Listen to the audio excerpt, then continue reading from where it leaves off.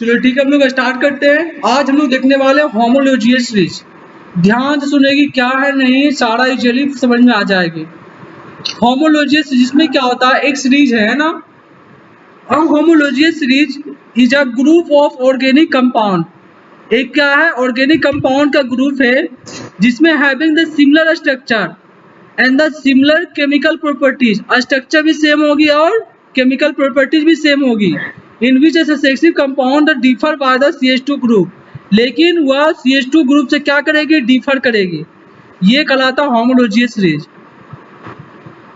ठीक है, होमोलॉजियस क्या बोलेंगे, एक क्या ऑर्गेनिक कंपाउंड का ग्रुप होगी जिसमें क्या सिमिलर स्ट्रक्चर, सबका क्या सिमिलर स्ट्रक्चर और सिमिलर कैरेक्टरिस्टिक, उसका सारा गुण होगी, है ना। उसका प्रॉपर्टीज, केमिकल प्रॉपर्टीज क्या होगी, सेम रहेगी। और वह लेकिन क्या होगा, डिफर करेगी CH2 ग्रुप से। CH2 ग्रुप से क्या करेगी, डिफर करेगी। फॉर एग्जांपल देखो, यहाँ पे मीथेन है, इथेन है, प्रोपेन है, ब्यूटेन, सब देखो ये CH2 से क्या कर रही है, डिफर कर रही है। ये CH था, इसमें CH2 जोड़ दो कितना हो जाएगा, C2। यहाँ CH4 से 6 आ गए, CH2 के कितना हो गया, CH6 हो गई, 6 से 8, 3 से 2 से 3 आ गई, तो CH2 का देखने को मिला डिफरेंट। CH3 से CH4 एक कार्बन बढ़ा है, 8 से 10 हो गई, तो 2 हाइड्रोजन बढ़ा है, तो देखो CH2 का डिफरेंट दिख रही है। हाँ, ये होता है होमोलॉजियस सीरीज। देखो C4 से C5 एक कार्बन बढ़ा और 2 हाइड्रोजन बढ़ा, CH2, यही है होमोलॉजियस सीरीज। क्या है, समझ गई। इसमें क्या होता है, केमिकल प्रॉपर्टीज और स्ट्रक्चर सेम होती है उस ग्रुप ऑफ कंपाउंड का, लेकिन CH2 से क्या होता है, डिफर करता है ना। जितने भी इसमें एल्केन्स का आएगा, है ना, ऑर्गेनिक कंपाउंड सबका क्या सिमिलर स्ट्रक्चर होगा, सब में सिंगल कोवालेंट बॉन्ड होगी और सिमिलर केमिकल प्रॉपर्टीज होगी, है ना। और वह लेकिन और वह क्या लगेगा, होमोलॉगस चीज के अंतर्गत आएगा, है ना। और जिसमें CH2 का डिफर देखने को मिलेगी। हम लोग सब जानते हैं एल्केन का समान सूत्र क्या होती है, CnH2n होती है, जिसमें N होता है कार्बन एटम होती है ना।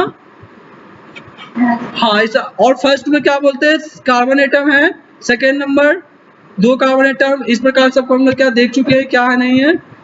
इसकी थोड़ा सा कैरेक्टरिस्टिक की बात करें तो होमोलॉजियस सीरीज का क्या क्या कैरेक्टरिस्टिक है। All the member of the homologous series can be the represented by the same general formula. से वो क्या कह सकते हैं, हम लोग सेम जनरल फॉर्मूला से हम लोग रिप्रेजेंट कर सकते हैं। वो रिप्रेजेंट करने के लिए आया था CnH2n+2 आई थी, है ना, हम लोग देखी थे सारा। Any two adjacent homology differ by the एक carbon atom and the 2 hydrogen. Just ये बताया कि जो होमोलॉगस सीरीज होगी वह एक कार्बन और 2 हाइड्रोजन से डिफर करेगी, है ना, अर्थात क्या CH2 से डिफर करेगी। जस्ट ऊपर बताया है, ये था सेकेंड कैरेक्टरिस्टिक था। थर्ड कैरेक्टरिस्टिक क्या है, the differ in the molecule masses of the any two adjacent homologous 14 unit. 14 unit का डिफर देखने को मिलेगा। जैसे क्या बताए थे, CH2 बताए हैं, है ना। CH2 में क्या दिख रही है, कार्बन का कितना होता है एटॉमिक मास, 12, 6 होता है कार्बन का एटॉमिक नंबर, उससे 2 मल्टीप्लाई कर दो, 12 हो गया एटॉमिक मास। हाइड्रोजन 2 हो गए तो 2 मल्टीप्लाई क्या हो जाएगी, 1 हो जाएगी, तो कितना 12 2 14, 14 यूनिट से, है ना, डिफरेंट कर रही है। अर्थात क्या, ये जो मॉलिक्यूल मासेस है ना, किसका, जो CH2 का, है ना, कितना जो होमोलॉगस सीरीज में 14 यूनिट से क्या कर रहा है, डिफर कर रहा है। तो एग्जांपल देख सकते हो, CH4 का 16 यूनिट है और फिर अदर का क्या है, 14 यूनिट है ना। इस प्रकार डिफर कर रही है, अपना कर सकती हो। फोर्थ क्या बोलता है, all the compound of the homologous series show the similar chemical properties. Starting में बताया कि सिमिलर केमिकल प्रॉपर्टीज और स्ट्रक्चर होती है, लेकिन वह CH2 से डिफर करेगी। फिफ्थ क्या है, the member of the homologous series show the gradual change in the their physical properties. इसका फिजिकल प्रॉपर्टी चेंज हो सकती है with the increase molecular mass. जब इसका मासेस बढ़ेगी, मॉलिक्यूलर मासेस, तो इसका फिजिकल प्रॉपर्टी चेंज हो जाएगी। ठीक है, ये था सारा होमोलॉजियस सीरीज का कैरेक्टरिस्टिक था। सबको नोट कर लोगी नोट बनाते समय। देखो बहुत सा एग्जांपल दिया, जैसे क्या बनाना, ये क्या है, ये दोनों बनाना भी है ना, इसके कंपेयर कर सकती हो, इसका केमिकल प्रॉपर्टीज देख सकती हो क्या नहीं है, इस प्रकार से। और यदि चर्चा करें एल्किन समूह में, तो एल्किन में देखने को मिल सकती है। उसी प्रकार फिर एल्काइन में देख लेंगे, ethene, propene, butene, pentene, hexene, सब लगातार है। देखो इससे क्या CH2 डिफर कर रहा है, ये 2 था कार्बन, अब हो गया 3, 4 2 6, 6 2 8, 8 2 10, 10 2 12, 4 5 6 7 सब देख रहे हैं CH2 का डिफर कर रहा है, ये क्या है होमोलोगस सीरीज है। उसी प्रकार से एल्काइन में भी देख लेंगे हम लोग, जस्ट नीचे दिया होगा, देखो एल्काइन का ये है, एल्काइन में देखो क्या है CH2 से डिफर कर रही है 2 4 6 8 10, ये क्या है होमोलोगस में, जिसमें क्या सेचुरेटेड अनसेचुरेटेड दोनों आएगी, एल्केन एल्काइन एल्किन तीनों आएगी, ठीक है। इस प्रकार से हम लोग देख लिए होमोलोगस सीरीज है ना। एल्काइन का देखे, एल्केन का देखे, एल्किन का देखे, इसका क्या होता है होमोलोगस सीरीज लिखने का CnH2n -2 होती है इसका, है ना, जो हम लोग आगे बहुत सारे बता चुके हैं। अब देखो ध्यान से, जो द ऑर्गेनिक कंपाउंड है द हेलोएल्केन, जो ध्यान से जो ऑर्गेनिक कंपाउंड होती है हेलोएल्केन का, एल्कोहल का, एल्डिहाइड का, कीटोन्स का, कार्बोक्सिलिक एसिड का, ये सारे हम लोग क्या होमोलोगस सीरीज में हम लोग लिख सकते हैं, ठीक है। जो भी ऑर्गेनिक कंपाउंड होगी हेलोएल्केन का या फिर एल्कोहल का, एल्डिहाइड का, कीटोन का, कार्बोक्सिलिक एसिड का, उसको हम लोग होमोलोगस सीरीज में हम लोग लिख सकते हैं। कैसे लिखेंगे सब वही बताने वाले हैं, और इसी के लिए आता है फंक्शनल ग्रुप आती है। In an organic compound any atom the carbon atom hydrogen is the hetero atom, ध्यान सुनो ये हेटेरो एटम क्या है, बोल रहा इन एन ऑर्गेनिक कंपाउंड, किसी ऑर्गेनिक कंपाउंड में यदि एनी एटम अदर देना कार्बन हाइड्रोजन, यदि कार्बन हाइड्रोजन के अलावा कोई भी एटम आता है वो कहलाएगी हेटेरो एटम, समझी। यदि किसी ऑर्गेनिक कंपाउंड में कार्बन और हाइड्रोजन के अलावा यदि जो कोई आएगी तो समझ जाना वो हेटेरो एटम है। हेटेरो समझ में आया। और इसके जगह पे क्या हो सकती है, क्लोरीन आ जाएगी, ऑक्सीजन आ जाएगी, आयोडीन आ जाएगी, ब्रोमीन आ जाएगी, ये सारा क्या कहलाएगा हेटेरो एटम कहलाएगी। नाइट्रोजन आ जाएगी, सल्फर आ जाएगी, ये सारा कहलाएगा हेटेरो एटम। हेटेरो एटम किसे बोलेंगे, यदि ऑर्गेनिक कंपाउंड में कार्बन हाइड्रोजन के अलावा किसी अदर एटम आता है तो हम लोग उसे नाम देंगे हेटेरो एटम, है ना। और यदि Cl आ गया तो उसको क्लोरो करके बोलेंगे, Br आ गया तो ब्रोमो बोलेंगे, आयोडो बोलेंगे, इस प्रकार से हम लोग नाम देंगे। क्या कोई दिक्कत है? हेटेरो एटम समझ गए ना, जो अदर आ जाएगा, है ना, कार्बन और हाइड्रोजन के अलावा, इसको भी नोट कर लोगी। अब देखो जो बताने वाले सबसे वेरी इंपॉर्टेंट फंक्शनल ग्रुप, ध्यान से सुनेगी क्या है फंक्शनल ग्रुप, इसी की चर्चा करने वाले आज है। An atom a group of atom which the make a carbon compound, वह ग्रुप ऑफ एटम, वह एटम जो कार्बन कंपाउंड बनाता है, रिएक्टिव या decide is the properties is the called functional group, वह जो डिसाइड होगी किसके प्रॉपर्टीज पर होगी, एक फंक्शनल ग्रुप के प्रॉपर्टीज पर, जो ग्रुप होगी फंक्शनल का उसी पे आधारित होगी उसका प्रॉपर्टीज और उसका क्या क्या फीचर्स है उसी पर डिसाइड होगी। फंक्शनल ग्रुप देखो, है ना, ज्यादातर क्या होता है एल्कोहल होती है, एल्कोहल हो गया, एल्डिहाइड हो गया, कीटोन हो गई, कार्बोक्सिलिक एसिड हो गई, सारा हम लोग चर्चा करने वाले हैं। पहले क्या आता है ऑर्गेनिक कंपाउंड बोल सकते हो, हेलोएल्केन्स आता है, हेलो ग्रुप आता है जिसको हम लोग हेलोजेनिक ग्रुप बोलते हैं, ये कॉलम नंबर 17 में रखा गया, हेलोजन ग्रुप को कॉलम नंबर 17 में रखा गया पीरियोडिक टेबल के कॉलम नंबर 17 में रखा गया। और कॉलम नंबर 18 में किसको रखा गया, न्यूट्रल गैसेस को, अक्रिय गैसेस को रखा गया, नोबल गैसेस को रखा गया, है ना। चलो एल्कोहल ग्रुप हो गया, एल्डिहाइड हो गया, ketone, carboxylic acid, alkyl group, alkyl group, ये सारा क्या है फंक्शनल ग्रुप हम लोग चर्चा करने वाले हैं, बारीकी से देखने वाले हैं। पहला देखो हेलो ग्रुप, हेलो ग्रुप किसमें है, पीरियोडिक टेबल के किस कॉलम में है, 17 कॉलम में, याद रखोगी 17 कॉलम में है सारा हेलोजन ग्रुप, है ना। इसको हम लोग एक से डिनोट करते हैं, क्लोरो, ब्रोमो, आयोडो, है ना, क्लोरीन, ब्रोमीन, आयोडीन, है ना, ये सारा क्या है हेलोजन ग्रुप है। यदि इसका नाम देंगे तो क्या लिखेंगे, क्लोरो देंगे, ब्रोमो देंगे, इस प्रकार से नोटेशन देंगे। क्लोरो को हम लोग लिखेंगे Cl, ब्रोमो का Br, आयोडो का I, ये सब डिपेंडिंग होगा, क्लोरीन, है ना, ये सब लिंक होगी कार्बन के साथ, ऑर्गेनिक कंपाउंड के साथ, है ना, ये क्लोरो ग्रुप कहलाएगा। यदि क्लोरो ग्रुप का आएगा तो उसको बोलेंगे क्लोरोमीथेन बोलेंगे, CH3Cl। ब्रोमो ग्रुप का आएगा तो क्या ब्रोमोमीथेन बोलेंगे, CH3Br। आयोडो ग्रुप का आएगा तो क्या बोलेंगे, उसको आयोडोमीथेन बोलेंगे, CH3I लग जाएगी, इस प्रकार से हम लोग क्या है हेलोजन ग्रुप का नोटेशन करते हैं। CH3Cl क्या देंगे क्लोरोमीथेन, है ना। CH3I ये सारा क्या हेलोजन ग्रुप या फिर हेलो ग्रुप के नाम से हम लोग जानते हैं इसे। क्या कोई प्रॉब्लम है? ठीक है, देखो CH3Br इसे हम लोग क्या नाम दिए हैं ब्रोमोमीथेन। क्या हुआ ये इसका जो एक हाइड्रोजन है वो रिप्लेस हो गया ब्रोमीन से। ठीक है, आगे पढ़ेंगे हेलो एल्केन्स पढ़ेंगे, उसमें हेलो एल्केन्स आता है इसलिए क्या कि इसमें इसका एक हाइड्रोजन रिप्लेस हो जाती है फंक्शनल ग्रुप का जो है ना ये ब्रोमीन के साथ, है ना। ब्रोमीन क्लोरीन ये आयोडीन हो गई, इसके साथ रिप्लेस हो जाएगी। ठीक है, सेकेंड देखो ध्यान से आप जो स्टार्ट होने वाली है सबका तो नाम बता दिया, हाइड्रोजन ग्रुप जो आएगा उसी का स्टार्टिंग करके उसका नोटेशन कर दे देंगे, नाम दे देंगे। इसके बाद है एल्कोहल ग्रुप, ध्यान से सुनेंगे एल्कोहल ग्रुप। इसमें जो सफिक्सेस जोड़ते हैं सफिक्सेस वो जोड़ेगी OL, ये याद रखोगी मेन टॉपिक जब इसका नोटेशन देंगे तो। इसका क्या होता है OH नोटेशन होता है, एल्कोहल का OH होता है। ठीक है, एल्कोहल ग्रुप कैसे बना, एक ऑक्सीजन का एटम है और एक हाइड्रोजन का एटम है, आपस में ज्वाइन होकर के ये बना है एल्कोहलिक ग्रुप या फिर हाइड्रोक्सिल ग्रुप के नाम से हम लोग जानते हैं। क्या नाम दिए, हाइड्रोक्सिल ग्रुप नाम दिए, है ना। द कंपाउंड करने एल्कोहल का नाम, एल्कोहल के नाम से इसको हम लोग जानते हैं। फॉर एग्जाम्पल था देखो दिया एक है मेथेनॉल का, देखो CH3OH लिखा है ना, एक कार्बन को बोलते हैं मीथ बोलते हैं, CH4 होता तो क्या बोलता मीथेन हो जाता, है ना। लेकिन एक हाइड्रोजन इससे रिप्लेस हो गई है, क्या नाम देंगे मेथेनॉल देंगे। मीथेन में क्या जोड़ देंगे हम लोग ऑल जोड़ देंगे, क्या हो जाएंगे मिथेनॉल। देखो C2H5 किसका नाम है, इसका इथेन का है तो इसमें ऑल जोड़ दो, क्या हो जाएगा इथेनॉल हो जाएगा। देखो दिया है इथेनॉल,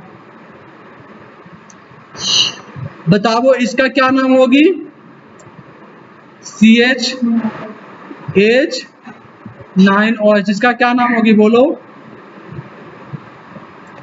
C4H9, इसका क्या नाम देंगे हम लोग, C4 को क्या बोलते हैं हम लोग ब्यूट बोलते हैं ना, तो क्या लिखेंगे ब्यूटेन। ब्यूटेन लिखने के बाद ऑयल लगा दो सफिक्स, ब्यूटेनॉल हो जाएगी।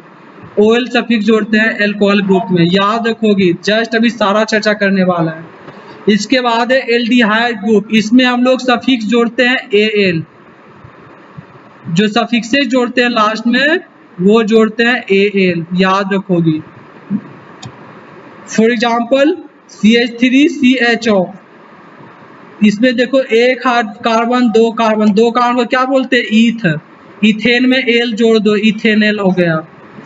देखो एक ही कार्बन दिख रहा है, एक कार्बन क्या बोलते हैं मीथ, लास्ट में मीथेन में एल जोड़ दो क्या हो जाएगा मिथेनल हो जाएगी। इस हाँ एल्डिहाइड ग्रुप में क्या देखने को मिल रहा है, एक कार्बन एटम एक हाइड्रोजन एक ऑक्सीजन, इसका या फिर ये सिंबल या फिर ये सिंबल भी होती है, ये आपस में जुड़ा हुआ है ना। ये था एल्डिहाइड, याद रखोगी Al जोड़ते हैं, एल्डिहाइड को CHO द्वारा डिनोट करते हैं।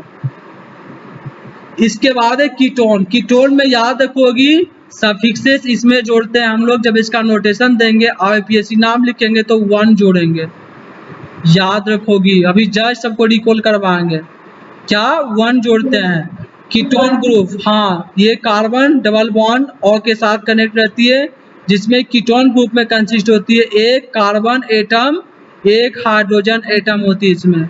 The oxygen atom the ketone group with the joint ketone group है ना, डबल बॉन्ड के द्वारा ये जुड़ी रहती है, डबल बॉन्ड है ना। The carbon atom the ketone is the attached to alkyl group, दो एल्काइल ग्रुप से अटैच रहती है, the ketone the group the sometime the called the ketonic group के नाम से हम लोग जानते हैं इसे। क्या कोई प्रॉब्लम है? हाँ ये कीटोन ग्रुप का है, याद रखोगे इसमें 1 जोड़ते हैं। फॉर एग्जांपल देखो इसका कितने कार्बन है, एक कार्बन दो कार्बन तीन कार्बन, कितना हुआ 3 कार्बन को बोलते हैं प्रोपेन में जाके ONE जोड़ दो क्या हो जाएगा प्रोपेनॉन, देखो प्रोपेनॉन हो गई। देखो एक कार्बन, दो कार्बन, तीन कार्बन, चार कार्बन, बोलते हैं ब्यूट, ब्यूटेन में जाकर ONE जोड़ दो, ब्यूटेनोन हो गई। इस प्रकार से नोटेशन करते, सबको ध्यान से रखोगी, जस्ट अभी आगे पूछने वाले हैं। इसके बाद फंक्शनल ग्रुप अगला कार्बोक्सिल ग्रुप है। इसका होता है C OH सिंगल है ना, वन के साथ COH। इसमें जो सफिक्सेस जोड़ते हैं, जो सफिक्सेस जोड़ते हैं वो लिखते हैं ओइक एसिड। याद रखोगी, ओइक एसिड, ओइक एसिड जोड़ते हैं। फॉर एग्जाम्पल समझो, एग्जाम्पल दिया है इसका, एग्जाम्पल नहीं दिया, जस्ट आगे बताएंगे।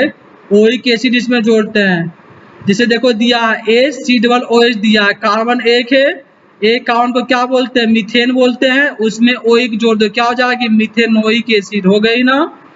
उसी प्रकार से देखो एक कार्बन यहाँ है, दो कार्बन यहाँ पे है ना, तो इसे क्या नाम देंगे, ईथ होता है तो क्या देंगे, इथेनोइक एसिड। क्या कोई दिक्कत है?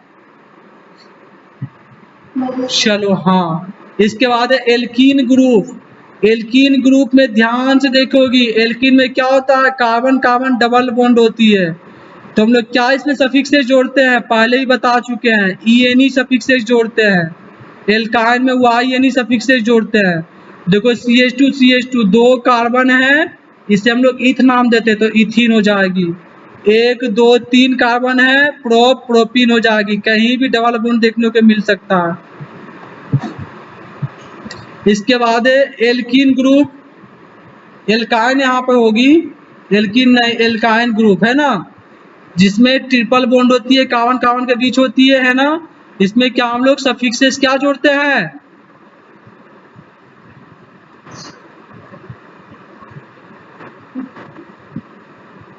YNE जोड़ते हैं।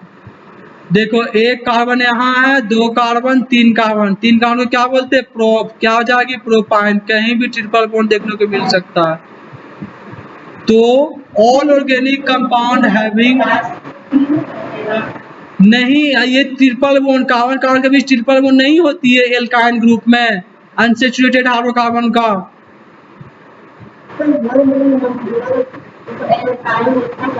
हाँ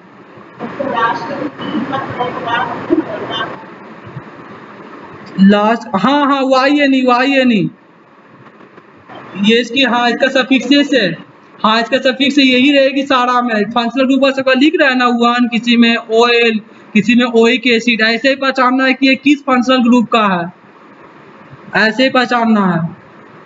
all the organic compound having the, सबका सेम फंक्शनल ग्रुप है, सिमिलर केमिकल प्रॉपर्टी, सबकी चर्चा कर चुके हैं।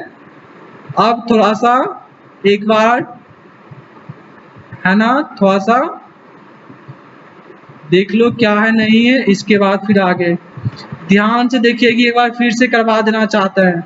एल्कोहल में जोड़ते हैं सफिक्सेस OL, एल्डिहाइड में AL, ध्यान से देखोगी, एल्डिहाइड में AL जोड़ते हैं,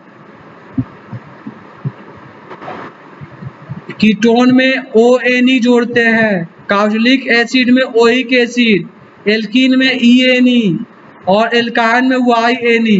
अब देखो आया हेलो एल्केन, फिर से हम लोग उसी का जो है फंक्शनल ग्रुप का फिर से रिपीट कराने वाले हैं विथ एग्जाम्पल के, ठीक है, थोड़ा सा देखोगे ध्यान से।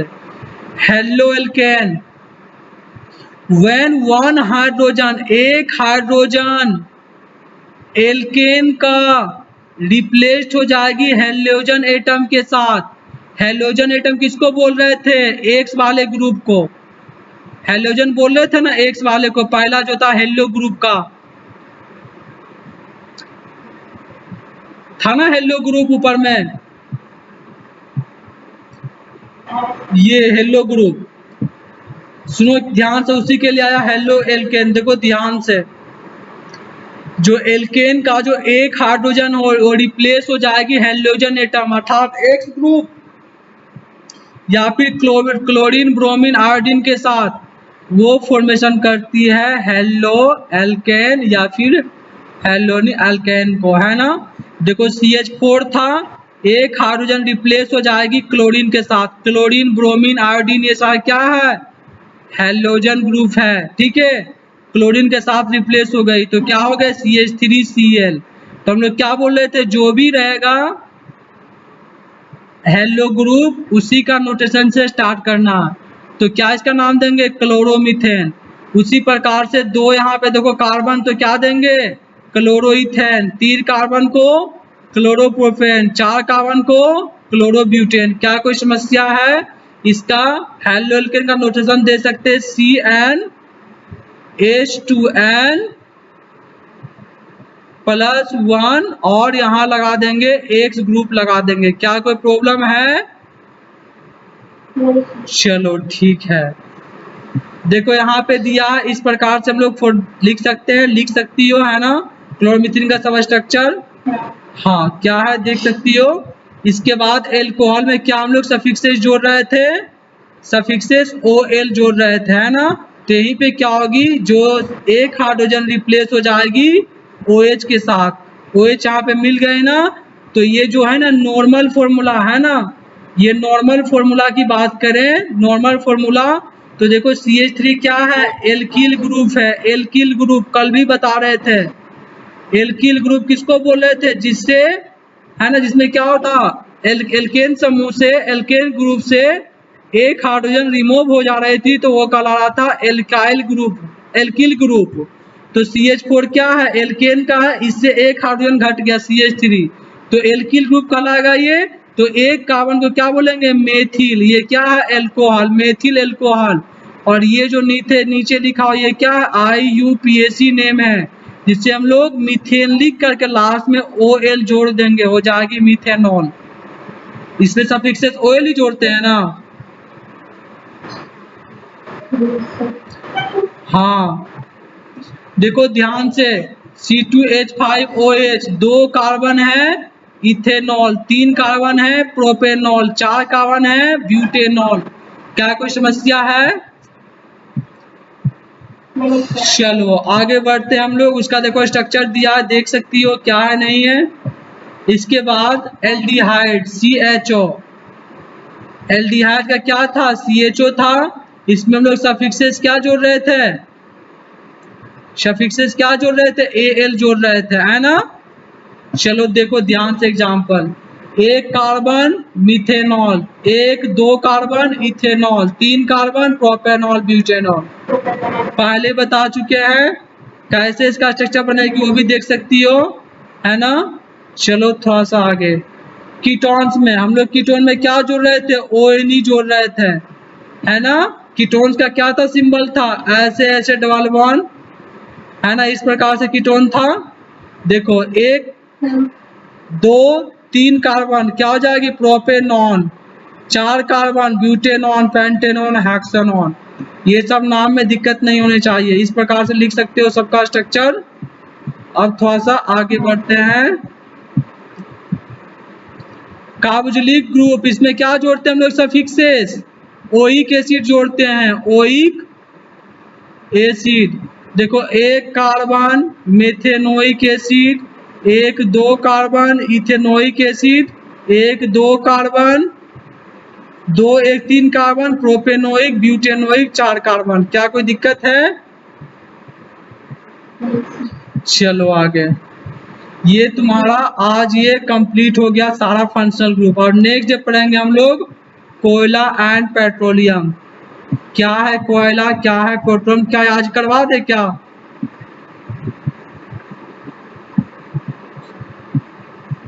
क्या कोयला एंड पेट्रोलियम आज करवा दें, ठीक है करवा देते हैं। सुनो ध्यान से, ये कोयला और पेट्रोलियम की कहानी सुनो।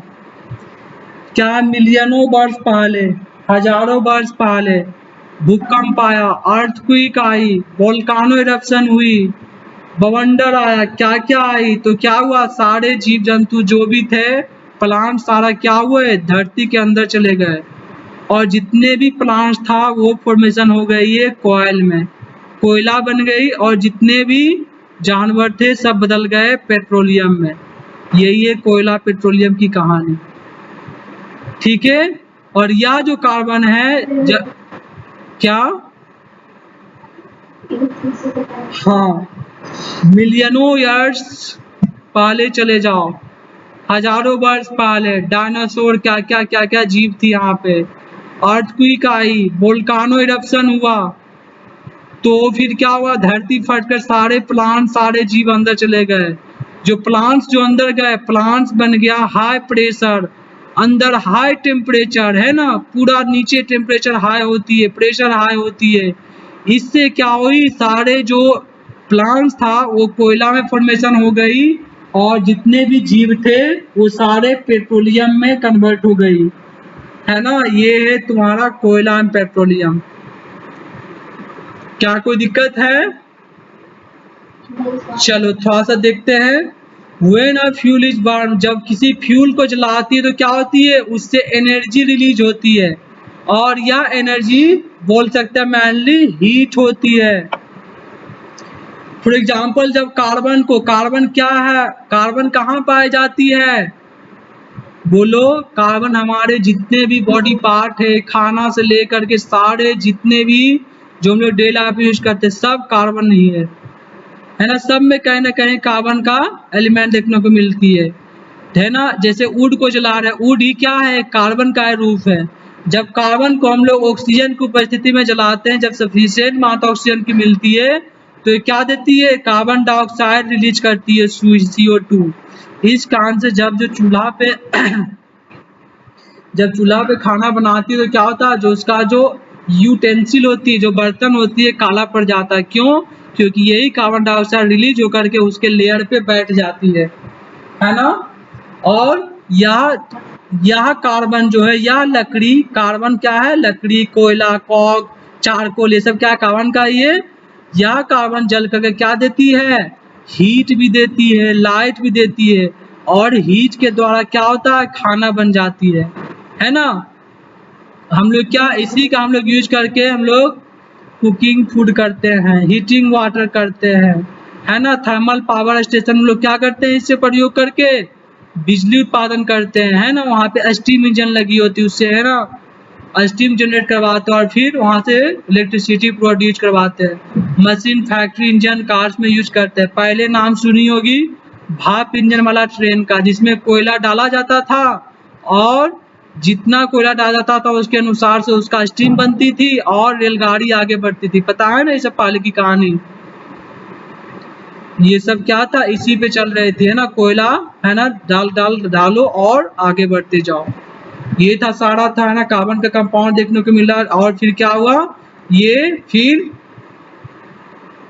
तो देखो ध्यान से, मोस्ट कराऊंगा फ्यूल आता है फ्री कार्बन एटम या फिर कंपाउंड देखने को मिलती है। फॉर एग्जाम्पल फ्यूल के नेम, फ्यूल को क्या हम लोग बोल सकते हैं, कोयला बोल सकते हैं, कोक बोल सकते हैं, चारकोल, ऐसा क्या फ्यूल है जो फ्री कार्बन वेल्डर फ्यूल है ना क्या। और फ्यूल्स के हम लोग क्या, किरोसिन में, पेट्रोल में, LPG, नेचुरल गैसेस के रूप में क्या होता है, सारा कार्बन का कंपाउंड होती है। Most of the fuel is the every today the obtain by the coal, ज्यादातर जो फ्यूल जो प्राप्त की जाती है कोयला, पेट्रोलियम और नेचुरल गैसेस की होती है ना। और ये जो एक्चुअली जो कोयला, जो petroleum and the natural gases होती है, हम लोग इसे फॉसिल गैस फ्यूल्स के नाम से जानते हैं हम लोग, ठीक है। जो कोयला, पेट्रोलियम और जो नेचुरल गैसेस है, फॉसिल गैस के नाम से हम लोग जानते हैं, ठीक है। ये सारे ध्यान रखोगे, है ना। ये कैसे क्या है, कोयला के बारे में ना, कोयला क्या, पेट्रोलियम क्या, सब है फॉसिल गैसेस है ना। थोड़ा सा देख सकती हो। कोयला क्या है, कोयला इज द क्या, complex mixture of carbon of the, इसमें कार्बन की, हाइड्रोजन की, ऑक्सीजन की and the some free carbon है ना। ये सारा क्या एक मिक्सचर है कोयला। कोयला में क्या होता है, कार्बन, हाइड्रोजन, ऑक्सीजन, और है ना बहुत सारे है ना एलिमेंट का क्या मिक्सचर क्या है तुम्हारा, कार्बन का ये कोयला है। Small amount of nitrogen sulphur the compound also present of कोयला। कभी कभी कोयला में क्या होती है, कुछ मात्रा में नाइट्रोजन प्रेजेंट होती है, सल्फर प्रेजेंट होती है, ठीक है। देखो हाउ कोयला वाज फॉर्म, कैसे कोयला बना, है ना। Coal was form by the decomposition of large land plant trees buried under the earth million years ago, है ना। मिलियन ईयर्स पहले क्या हुआ, ट्री प्लांट सारे क्या हुआ, अंदर चले गए, है ना। और फिर क्या हुआ, डिकम्पोजिशन उसमें हुआ, है ना, डिकम्पोजिशन हुआ, अर्थात क्या बोल सकते हो, तो हाई प्रेशर के कारण, हाई वहां का टेम्परेचर के कारण क्या डिकम्पोज हुआ, फाइनली वो कोयला में कन्वर्ट हो गई है ना। और जितने भी जीव था क्या पेट्रोलियम में फॉर्मेशन हो गए। पेट्रोलियम का होता है पेट्रा, पेट्रा मतलब रोक, ओलियम मतलब ऑयल। पेट्रोलियम क्या डार्क कलर का viscous and the fuel the cold oil. Name petroleum में इसमें तो होता है पेट्रा रोक, ओलियम मतलब ऑयल होती है। ये पेट्रोलियम का अर्थ है ना। ये जो क्रूड ऑयल जो पेट्रोलियम का है the complex mixture of the solid liquid gases hydrocarbons ये सब का मिक्सचर होती है ना। 8 पार्टिकल का सबका मिक्सचर होती है। और फिर इससे क्या है प्यूरिफाई किया जाता है उसको, है ना। फिर उससे केरोसिन तेल निकाली जाती है, पेट्रोल निकाली जाती है ना। अदर है ना बहुत सारे निकाले जाते हैं। हाउ पेट्रोलियम वाज फॉर्म, कैसे पेट्रोल बना। Petrol was the bed formed by the decomposition of remains small plants and the animal were under the sea millions of the years ago.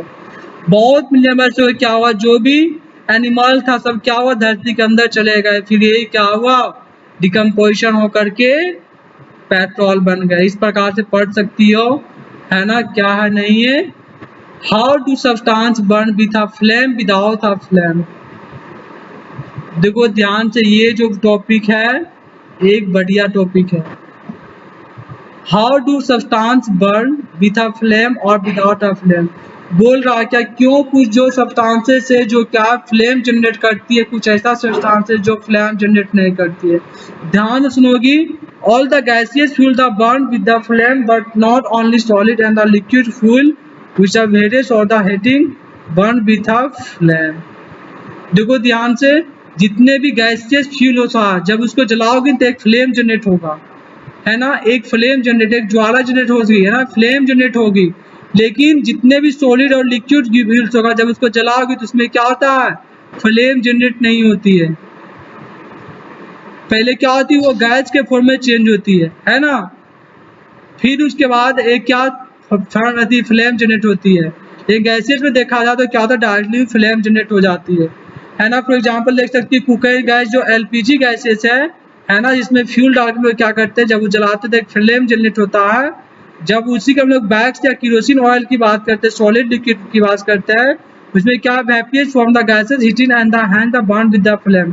क्या होता है पहले गैस के फॉर्म में वो change होती है, उसके बाद उसमें फ्लेम जनरेट होती है, तब जाकर उसमें आग जनरेट होता है।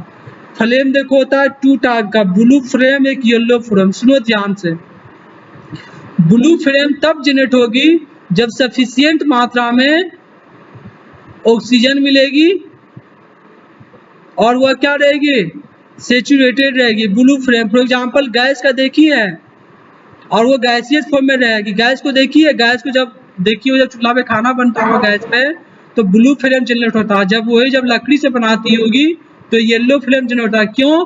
क्योंकि उस समय जो ऑक्सीजन का है इनसफिशियंट मात्रा मिल पाती है ना, ऑक्सीजन सही मात्रा में नहीं मिल पाती है ना। ये होता है येलो फॉर्म। क्यों? क्योंकि ये सॉलिड फॉर्म में होती है या फिर लिक्विड के फॉर्म में।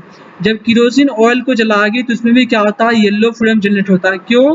क्योंकि वो सॉलिड और लिक्विड फॉर्म का है और सॉलिड लिक्विड फॉर्म में होने के कारण क्या पहले वो कन्वर्ट होगी गैसियस फॉर्म में, फिर उसके बाद फ्लेम बनेगी। तो इसके लिए इस कारण क्या होता है येलो जनरेट होगी और कुछ ना कुछ धुआं भी निकलती रहती है।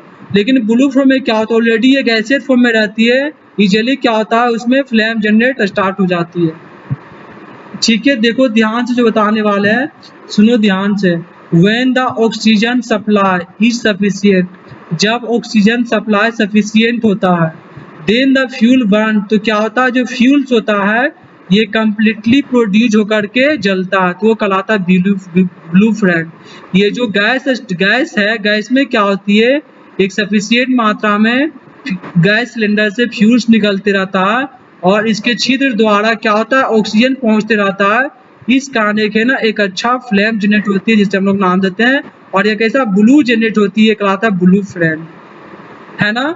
जब वही बात करें when the oxygen supply air supply is the insufficient, जब ऑक्सीजन इनसफिशियंट मात्रा मिलती है ना, सही मात्रा में नहीं मिलती है तो फ्यूल्स क्या होता है बर्न इनकम्प्लीटली, है ना। क्या होता है फ्यूल सही से नहीं जल पाती है, इस कारण इसका येलो फ्लेम होता है ना।